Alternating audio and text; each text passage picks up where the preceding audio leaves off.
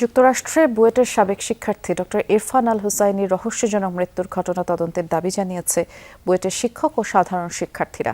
সকালে বুয়েট ক্যাম্পাসে এই দাবিতে মানববন্ধন করেন তারা। বক্তারা বলেন, গত 22 জুলাই জরুরি সেবা প্রদানকারী নম্বর 911-এ ফোন পেয়ে ইরফানকে অচেতন অবস্থায় তার ক্যালিফোর্নিয়ার বাসা থেকে উদ্ধার করে পুলিশ।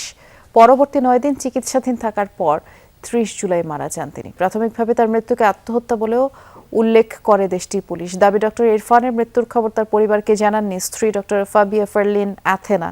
এমনকি মৃত্যু রহস্য উদ্ঘাটনে ফরেনসিক অটোপসি করতেও তিনি বাধা দিচ্ছেন।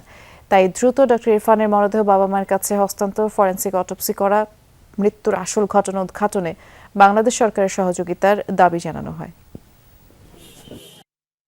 তার স্ত্রী বা স্ত্রীর ভাই ফারহান নাম, সে অস্টিনে থাকে, তারা কেউই কিন্তু ইরফানের বাবা মার সাথেও যোগাযোগ করেন নাই বা ইরফানের বোন যিনি ক্যালিফোর্নিয়াতেই থাকেন তার সাথেও যোগাযোগ করেন। দুইটা তদন্ত হবে, একটা হলো যে পুলিশি তদন্ত, আর একটা হলো যে অটোপসির জন্য যেটা আসবে ফরেনসিক।